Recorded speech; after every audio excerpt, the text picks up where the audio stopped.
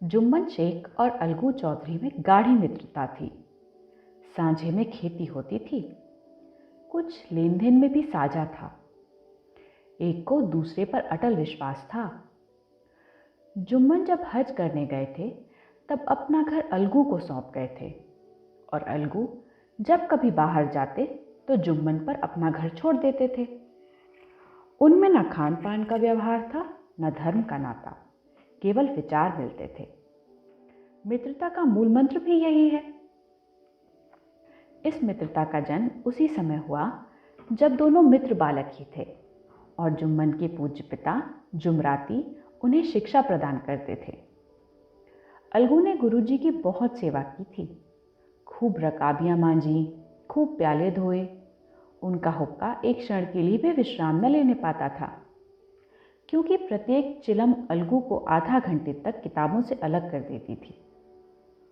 अलगू के पिता पुराने विचारों के मनुष्य थे। उन्हें शिक्षा की अपेक्षा गुरु की सेवा शुश्रूषा पर अधिक विश्वास था। वह कहते थे कि विद्या पढ़ने से नहीं आती, जो कुछ होता है गुरु के आशीर्वाद से। बस गुरु जी की कृपा दृष्टि चाहिए। अतएव यदि अलगू पर जुमराती शेख के आशीर्वाद अथवा सत्संग का कुछ फल न हुआ तो यह मानकर संतोष कर लेगा कि विद्योपार्जन में उसने यथाशक्ति कोई बात उठा नहीं रखी। विद्या उसके भाग ही में न थी तो कैसे आती। मगर जुमराती शेख स्वयं आशीर्वाद के कायल न थे। उन्हें अपने सोटे पर अधिक भरोसा था, और उसी सोटे के प्रताप से आज आसपास के गांवों में जुम्मन की पूजा होती थी। उनके लिए हुए रहननामे या बैनामे पर कचहरी का मुहर्रिर भी कलम ना उठा सकता था। हल्के का डाकिया, कांस्टेबल और तहसील का चपरासी सब उनकी कृपा की आकांक्षा रखते थे। अतएव अलगू का मान उनके धन के कारण था, तो जुम्मन शेख अपनी अनमोल विद्या से ही सबके आदर पात्र बने थे। जुम्मन शेख की एक बूढ़ी खाला थी। उसके पास कुछ थोड़ी सी मिल्कियत थी, परंतु उसके निकट संबंधियों में कोई न था। जुम्मन ने लंबे चौड़े वादे करके वह मिल्कियत अपने नाम लिखवा ली थी। जब तक दानपत्र की रजिस्ट्री न हुई थी तब तक खालाजान का खूब आदर सत्कार किया गया। उन्हें खूब स्वादिष्ट पदार्थ खिलाए गए। हलवे पुलाव की वर्षा सी की गई, पर रजिस्ट्री की मोहर ने इन खातिरदारियों पर भी मानो मुहर लगा दी। जुम्मन की पत्नी करीमन रोटियों के साथ कड़वी बातों के कुछ तेज तीखे सालन भी देने लगी। जुम्मन शेख भी निठुर हो गए। अब बेचारी खालाजान को प्रायः नित ही ऐसी बातें सुननी पड़ती थीं। बुढ़िया न जाने कब तक जिएगी, 2-3 भीगे ऊसर क्या दे दिया, मानो मोल ले लिया है। बघारी दाल के बिना रोटियां नहीं उतरती। जितना रुपया इसके पेट में झोंक चुके, उतने से तो अब तक गांव मोल ले लेते। कुछ दिन खालाजान ने सुना और सहा, पर जब न सहा गया तब जुम्मन से शिकायत की। जुम्मन ने स्थानीय कर्मचारी गृहस्वामी के प्रबंध में दखल देना उचित न समझा। कुछ दिन तक और यूं ही रोध होकर काम चलता रहा, और अंत में एक दिन खाला ने जुम्मन से कहा, बेटा, तुम्हारे साथ मेरा निर्वाह न होगा। तुम मुझे रुपये दे दिया करो, मैं अपना पका खा लूंगी। जुम्मन ने धृष्टता के साथ उत्तर दिया, रुपये क्या यहां फलते हैं? खाला ने नम्रता से कहा, मुझे कुछ रूखा सूखा चाहिए भी कि नहीं। जुम्मन ने गंभीर स्वर में जवाब दिया, तो कोई यह थोड़े ही समझा था कि तुम मौत से लड़कर आई हो। खाला बिगड़ गई। उन्होंने पंचायत करने की धमकी दी। जुम्मन हंसे, जिस तरह कोई शिकारी हिरण को जाल की तरफ जाते देखकर मन ही मन हंसता है। वह बोले, हाँ जरूर पंचायत करो, फैसला हो जाए। मुझे भी यह रात दिन की खटखट पसंद नहीं। पंचायत में किसकी जीत होगी, इस विषय में जुम्मन को कुछ भी संदेह न था। आसपास के गांव में ऐसा कौन था जो उसके अनुग्रह का ऋणी ना हो? ऐसा कौन था जो उसको शत्रु बनाने का साहस कर सके? किसमें इतना बल था जो उसका सामना कर सके? आसमान के फरिश्ते तो पंचायत करने आएंगे नहीं। इसके बाद कई दिन तक बूढ़ी खाला हाथ में एक लकड़ी लिए आसपास के गांवों में दौड़ती रहीं। कमर झुककर कमान हो गई थी। एक एक पग चलना दूभर था, मगर बात आ पड़ी थी। उसका निर्णय करना जरूरी था। बिरला ही कोई भला आदमी होगा जिसके सामने बुढ़िया ने दुख के आंसू ना बहाए हों। किसी ने तो यूं ही ऊपर मन से हूँ करके टाल दिया और किसी ने इस अन्याय पर जमाने को गालियां दी। कहा, कब्र में पांव लटके हुए हैं, आज मरे कल दूसरा दिन, पर हवस नहीं मानती। अब तुम्हें क्या चाहिए? रोटी खाओ और अल्लाह का नाम लो। तुम्हें अब खेती बाड़ी से क्या काम है? कुछ ऐसे सज्जन भी थे जिन्हें हास्य रस के रास्वास्वादन का अच्छा अवसर मिला। झुकी हुई कमर, पोपला मुंह, सनके से बाल, इतनी सामग्री एकत्र हो तब हंसी क्यों ना आए। ऐसे न्यायप्रिय, दयालु, दीनवत्सल पुरुष बहुत कम थे जिन्होंने उस अबला के दुखड़े को गौर से सुना और सांत्वना दी हो। चारों ओर से घूम घाम कर बेचारी अलगू चौधरी के पास आई, लाठी पटक दी और दम लेकर बोली, बेटा तुम भी दम भर के लिए मेरी पंचायत में चले आना। अलगू बोला, मुझे बुलाकर क्या करोगी? कई गांव के आदमी तो आएंगे ही। खाला बोली, अपनी विपद तो सबके आगे रो आई, अब आने ना आने का अख्तियार उनको है। अलगू बोला, यूं आने को आ जाऊंगा, मगर पंचायत में मुंह ना खोलूंगा। खाला बोली, क्यों बेटा? अलगू बोला, अब इसका क्या जवाब दूं? अपनी खुशी, जुम्मन मेरा पुराना मित्र है, उससे बिगाड़ नहीं सकता। खाला बोली, बेटा क्या बिगाड़ के डर से ईमान की बात न कहोगे? हमारे सोए हुए धर्म ज्ञान की सारी संपत्ति लुट जाए तो उसे खबर नहीं होती, परंतु ललकार सुनकर वह सचेत हो जाता है, फिर उसे कोई जीत नहीं सकता। अलगू इस सवाल का कोई उत्तर न दे सका, पर उसके हृदय में ये शब्द गूंज रहे थे, क्या बिगाड़ के डर से ईमान की बात न कहोगे? संध्या समय एक पेड़ के नीचे पंचायत बैठी। शेख जुम्मन ने पहले से ही फर्श बिछा रखा था। उन्होंने पान, इलायची, हुक्के, तंबाकू आदि का प्रबंध भी किया था। हाँ, वह स्वयं अलबत्ता अलगू चौधरी के साथ जरा दूर पर बैठे हुए थे। जब पंचायत में कोई आ जाता था तब दबे हुए सलाम से उसका स्वागत करते थे। जब सूर्य अस्त हो गया और चिड़ियों की कलवर युक्त पंचायत पेड़ों पर बैठी, तब यहाँ भी पंचायत शुरू हुई। फर्श की एक एक अंगुल जमीन भर गई, पर अधिकांश दर्शक ही थे। निमंत्रित महाशयों में से केवल वे ही लोग पधारे थे जिन्हें जुम्मन से अपनी कुछ कसर निकालनी थी। एक कोने में आग सुलग रही थी। नाई ताबड़तोड़ चिलम भर रहा था। यह निर्णय करना असंभव था कि सुलगते हुए उपलों से अधिक धुआं निकलता था या चिलम के दमों से। लड़के इधर उधर दौड़ रहे थे, कोई आपस में गाली गलौज करते और कोई रोते थे। चारों तरफ कोलाहल मच रहा था। गांव के कुत्ते इस जमाव को भोज समझकर झुंड के झुंड जमा हो गए थे। पंच लोग बैठ गए तो बूढ़ी खाला ने उनसे विनती की, पंचों, आज 3 साल हुए मैंने अपनी सारी जायदाद अपने भांजे जुम्मन के नाम लिख दी थी। इसे आप लोग जानते ही होंगे। जुम्मन ने मुझे ताहयात रोटी कपड़ा देना कबूल किया। साल भर तो मैंने इसके साथ रो धो कर काटा, पर अब रात दिन का रोना नहीं सहा जाता। मुझे न पेट की रोटी मिलती है न तन का कपड़ा।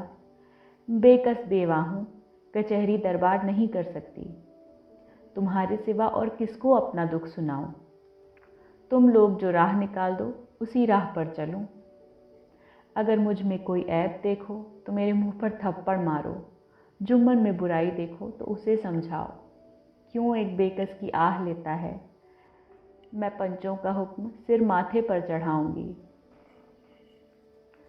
रामधन मिश्र, जिनके कई असामियों को जुम्मन ने अपने गांव में बसा लिया था, बोले, जुम्मन मियाँ, किसे पंच बदते हो? अभी से इसका निपटारा कर लो, फिर जो कुछ पंच कहेंगे वही मानना पड़ेगा। जुम्मन को इस समय सदस्यों में विशेषकर वे ही लोग दिख पड़े जिनसे किसी न किसी कारण उनका वैमनस्य था। जुम्मन बोले, पंचों का हुक्म अल्लाह का हुक्म है। खाला चांद जिसे चाहें उसे बदें, मुझे कोई हर्ज नहीं। खाला ने चिल्लाकर कहा, अरे अल्लाह के बंदे, पंचों के नाम क्यों नहीं बता देता, कुछ मुझे भी तो मालूम हो। जुम्मन ने क्रोध से कहा, अब इस वक्त मेरा मुंह न खुलवाओ, तुम्हारी बन पड़ी है, जिसे चाहे पंच बदो। खालाजान जुम्मन के आक्षेप को समझ गईं। वह बोली, बेटा खुदा से डरो, पंच न किसी के दोस्त होते हैं न किसी के दुश्मन, कैसी बात कहते हो। और तुम्हारा किसी पर विश्वास न हो तो जाने दो, अलगू चौधरी को तो मानते हो, लो मैं उन्हीं को सरपंच बदती हूँ। जुम्मन शेख आनंद से फूल उठे, परंतु भावों को छिपाकर बोले, अलगू ही सही, मेरे लिए जैसे रामधन वैसे अलगू। अलगू इस मामले में फंसना नहीं चाहते थे। वे कन्नी काटने लगे। बोले, खाला तुम जानती हो मेरी जुम्मन से गाढ़ी दोस्ती है। खाला ने गंभीर स्वर में कहा, बेटा दोस्ती के लिए अपना ईमान नहीं बेचता, पंच के दिल में खुदा बसता है। पंचों के मुंह से जो बात निकलती है वह खुदा की तरफ से निकलती है। अलगू चौधरी सरपंच हुए। रामधन मिश्र और जुम्मन के दूसरे विरोधियों ने बुढ़िया को मन में बहुत कोसा। अलगू चौधरी बोले, शेख जुम्मन, हम और तुम पुराने दोस्त हैं। जब काम पड़ा तुमने हमारी मदद की है और हम भी जो कुछ बन पड़ा तुम्हारी सेवा करते रहे हैं, मगर इस समय तुम और बूढ़ी खाला दोनों हमारी निगाह में बराबर हो। तुमको पंचों से जो कुछ अर्ज करनी हो करो। जुम्मन को पूरा विश्वास था कि अब बाजी मेरी है। अलगू यह सब दिखावे की बातें कर रहा है, अतएव शांत चित होकर बोले, पंचों 3 साल हुए खालाजान ने अपनी जायदाद मेरे नाम हिब्बा कर दी थी। मैंने उन्हें ताहयात खाना कपड़ा देना कबूल किया था। खुदा गवाह है, आज तक मैंने खालाजान को कोई तकलीफ नहीं दी। मैं उन्हें अपनी माँ के समान समझता हूँ। उनकी खिदमत करना मेरा फ़र्ज़ है, मगर औरतों में ज़रा अनबन रहती है, उसमें मेरा क्या बस है। खालाजान मुझसे माहवार खर्च अलग मांगती हैं। जायदाद जितनी है वह पंचों से छिपी नहीं, उससे इतना मुनाफा नहीं होता है कि माहवार खर्च दे सकूं। इसके अलावा हिब्बानामे में माहवार खर्च का कोई जिक्र नहीं तो मैं भूल कर भी इस झमेले में न पड़ता। बस मुझे यही कहना है, आइंदा पंचों का अख्तियार है, जो फैसला चाहे करें। अलगू चौधरी को हमेशा कचहरी से काम पड़ता था, अतएव वह पूरा कानूनी आदमी था। उसने जुम्मन से जिरह शुरू की। एक एक प्रश्न जुम्मन के हृदय पर हथौड़े की चोट की तरह पड़ता था। रामधन मिश्र इन प्रश्नों पर मुग्ध हुए जाते थे। जुम्मन चकित थे कि अलगू को क्या हो गया है। अभी यह अलगू मेरे साथ बैठा हुआ कैसी कैसी बातें कर रहा था, इतनी ही देर में ऐसी काया पलट हो गई कि मेरे जड़ खोदने पर तुला हुआ है। न मालूम कब की कसर यह निकाल रहा है। क्या इतने दिनों की दोस्ती कुछ भी काम न आएगी। जुम्मन शेख तो इसी संकल्प विकल्प में पड़े हुए थे कि इतने में अलगू ने फैसला सुनाया। जुम्मन शेख, पंचों ने इस मामले पर विचार किया। उन्हें यह नीति संगत मालूम होता है कि खालाजान को माहवार खर्च दिया जाए। हमारा विचार है कि खाला की जायदाद से इतना मुनाफा अवश्य होता है कि माहवार खर्च दिया जा सके। बस यही हमारा फैसला है।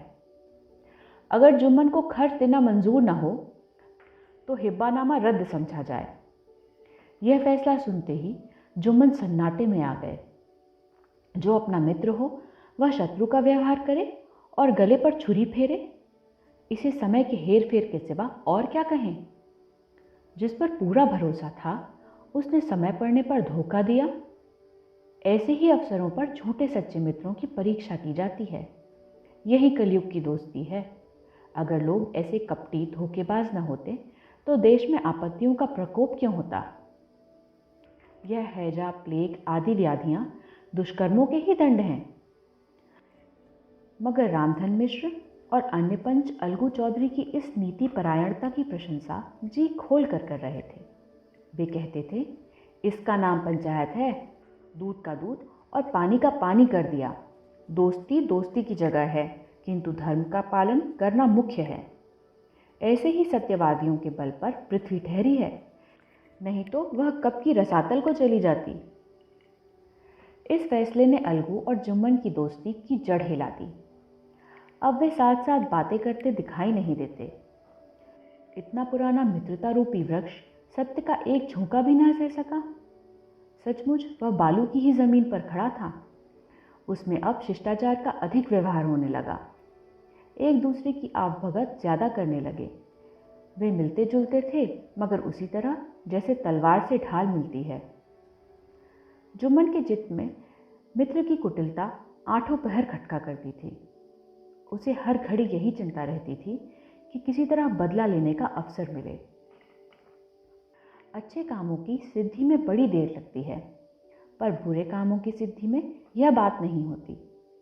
जुम्मन को भी बदला लेने का अवसर जल्द ही मिल गया। पिछले साल अलगू चौधरी बटेसर से बैलों की एक बहुत अच्छी गोई मोल लाए थे। बैल पछाही जाति के सुंदर बड़े बड़े सींगों वाले थे। महीनों तक आसपास के गांव के लोग दर्शन करते रहे। दैवयोग से जुम्मन की पंचायत के 1 महीने के बाद इस जोड़ी का एक बैल मर गया। जुम्मन ने दोस्तों से कहा, यह दगाबाजी की सजा है। इंसान सब्र भले ही कर जाए, पर खुदा नेक बद सब देखता है। अलगू को संदेह हुआ कि जुम्मन ने बैल को विष दिला दिया है। चौधराइन ने भी जुम्मन पर इस दुर्घटना का दोषारोपण किया। उसने कहा, जुम्मन ने कुछ कर करा दिया है। चौधराइन और करीमन में इस विषय पर एक दिन खूब ही वाद विवाद हुआ। दोनों देवियों ने शब्द बाहुल्य की नदी बहा दी। व्यंग्य, वक्रोक्ति, अन्योक्ति और उपमा आदि अलंकारों में बातें हुई। जुम्मन ने किसी तरह शांति स्थापित की। उन्होंने अपनी पत्नी को डांट डपट कर समझा दिया। वह उसे उस रणभूमि से हटा भी ले गए। उधर अलगू चौधरी ने समझाने बुझाने का काम अपने तर्कपूर्ण सोटे से लिया। अब अकेला बैल किस काम का? उसका जोड़ा बहुत ढूंढा गया, पर न मिला। निदान यह सलाह ठहरी कि इसे बेच डालना चाहिए। गांव में एक समझू साहू थे। वह इक्का गाड़ी हाँकते थे। गांव के गुड़ घी लाद कर मंडी ले जाते, मंडी से तेल नमक भर लाते और गांव में बेचते। इस बैल पर उनका मन लहराया। उन्होंने सोचा, यह बैल हाथ लगे तो दिन भर में बेखटके 3 खेप हों। आजकल तो एक ही खेप में लाले पड़े रहते हैं। बैल देखा, गाड़ी में दौड़ाया, बाल भौरों की पहचान कराई, मोल तोल किया और उसे लाकर द्वार पर बांध ही दिया। 1 महीने में दाम चुकाने का वादा ठहरा। चौधरी को भी गरज थी ही, घाटे की परवाह न की। समझा साहू ने नया बैल पाया तो लगे उसे रगेदने। वह दिन में 3-3, 4-4 खेपे करने लगे। न चारे की फिक्र थी न पानी की, बस खेपों से काम था। मंडी ले गए, वहां कुछ सूखा भूसा सामने डाल दिया। बेचारा जानवर अभी दम भी न ले पाया था कि फिर जोत दिया। अलगू चौधरी के घर था तो चैन की बंशी बजाता था। बैलराम छठे छमाहे कभी बहली में जोते जाते थे। खूब उछलते कूदते और कोसों तक दौड़ते चले जाते थे। वहां बैलराम का राबित था साफ पानी, दली हुई अरहर की दाल और भूसे के साथ खली। और यही नहीं, कभी कभी घी का स्वाद भी चखने को मिल जाता था। शाम सवेरे एक आदमी खरहरे करता, पूछता और सहलाता था। कहाँ वह सुख चैन, कहाँ यह 8 पहर की खपत। महीने भर ही में वह पिस सा गया। इक्के का जुआ देखते ही उसका लहू सूख जाता था। एक एक पग चलना दूभर था। हड्डियां निकल आई थीं, पर था वह पानीदार, मार की बर्दाश्त न थी। एक दिन चौथी खेप में साहू जी ने दूना बोझ लादा। दिन भर का थका जानवर पैर न उठते थे। पर साहू जी कोड़े फटकारने लगे। बस फिर क्या था, बैल कलेजा तोड़ कर चला। कुछ दूर दौड़ा और चाहा कि ज़रा दम ले लूं, पर साहू जी को जल्द पहुंचने की फिक्र थी, अतएव उन्होंने कई कोड़े बड़ी निर्दयता से फटकारे। बैल ने एक बार फिर जोर लगाया और अब की बार शक्ति ने जवाब दे दिया। वह धरती पर गिर पड़ा और ऐसा गिरा कि फिर ना उठा। साहू जी ने बहुत पीटा, टांग पकड़ कर खींचा, नथनों में लकड़ी ठूंस दी, पर कहीं मृतक भी उठ सकता है। तब साहू जी को कुछ शक हुआ। उन्होंने बैल को गौर से देखा, खोलकर अलग किया और सोचने लगे कि गाड़ी कैसे घर पहुंचे। बहुत चीखे चिल्लाए, पर देहात का रास्ता बच्चों की आंख की तरह सांझ होते ही बंद हो जाता है। कोई नजर न आया, आसपास कोई गांव भी न था। मारे क्रोध के उन्होंने मरे हुए बैल पर और तुर्रे लगाए और कोसने लगे, अभागे, तुझे मरना ही था तो घर पहुंचकर मरता, ससुरा बीच रास्ते में ही मर रहा, अब गाड़ी कौन खींचे। इस तरह साहू जी खूब जले बुने। कई बोरे गुड़ और कई पीपे घी उन्होंने बेचे थे। 200-250 रुपये कमर में बंधे थे। इसके सिवा गाड़ी पर कई बोरे नमक के थे, अतएव छोड़कर जा भी नहीं सकते थे। लाचार बेचारे गाड़ी पर ही लेट गए। वहीं रत जगह करने की ठान ली। चिलम पी, गाया, फिर हुक्का पिया। इस तरह साहू जी आधी रात तक नींद को बहलाते रहे। अपनी जान में तो वह जागते ही रहे, पर पौ फटते ही जो नींद टूटी और कमर पर हाथ रखा तो थैली गायब। घबरा कर इधर उधर देखा तो कई कनस्तर तेल भी नदारद। अफसोस में बेचारे ने सिर पीट लिया और पछाड़ खाने लगा। प्रातःकाल रोते भिलकते घर पहुंचे। सहुआइन ने जब यह बुरी सुनावनी सुनी तो पहले तो रोई, फिर अलगू चौधरी को गालियां देने लगी। निगोड़े ने ऐसी कुलच्छनी बैल दिया कि जन्म भर की कमाई लुट गई। इस घटना को कई महीने बीत गए। अलगू जब अपने बैल का दाम मांगते तब साहू और सहुआइन दोनों ही झल्लाए हुए कुत्ते की तरह चढ़ बैठते और अंड बंड बकने लगते। वाह, यहाँ तो सारे जन्म की कमाई लुट गई, सत्यानाश हो गया, इन्हें दामों की पड़ी है। मुर्दा बैल दिया था, उस पर दाम मांगने चले हैं।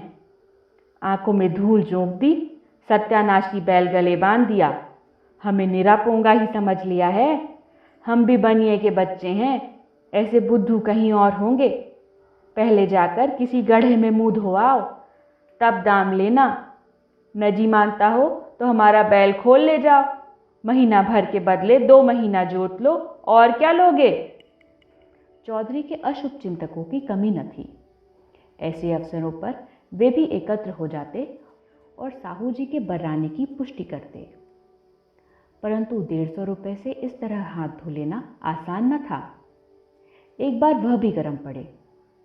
साहू जी बिगड़कर लाठी ढूंढने घर में चले गए। अब सहुआइन ने मैदान लिया। प्रश्नोत्तर होते होते हाथापाई की नौबत आ पहुंची। सहुआइन ने घर में घुसकर किवाड़ बंद कर लिए। शोरगुल सुनकर गांव के भले मानस जमा हो गए।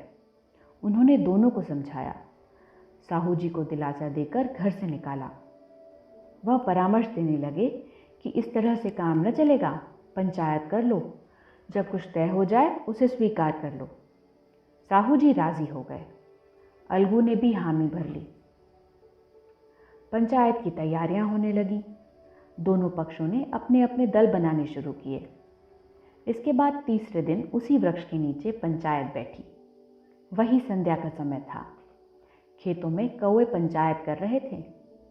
विवादग्रस्त विषय यह था कि मटर की फलियों पर उनका कोई स्वत्व है या नहीं, और जब तक यह प्रश्न हल न हो जाए तब तक वे रखवाले की पुकार पर अपनी अप्रसन्नता प्रकट करना आवश्यक समझते थे।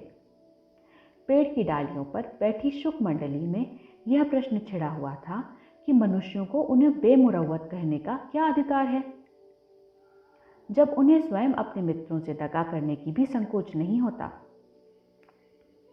पंचायत बैठ गई तो रामधन मिश्र ने कहा, अब देरी क्या है, पंचों का चुनाव हो जाना चाहिए। बोलो चौधरी, किस किस को पंच बदते हो। अलगू ने दीन भाव से कहा, समझू साहू ही चुन ले। समझू खड़े हुए और कड़क कर बोले, मेरी ओर से जुम्मन शेख। जुम्मन का नाम सुनते ही अलगू चौधरी का कलेजा धक धक करने लगा, मानो किसी ने अचानक थप्पड़ मार दिया हो। रामधन अलगू के मित्र थे। वह बात को ताड़ गए। पूछा, क्यों चौधरी, तुमको कोई उज्र तो नहीं? चौधरी ने निराश होकर कहा, नहीं, मुझे क्या उज्र होगा। अपने उत्तरदायित्व का ज्ञान बहुधा हमारे सुकंचित व्यवहारों का सुधारक होता है।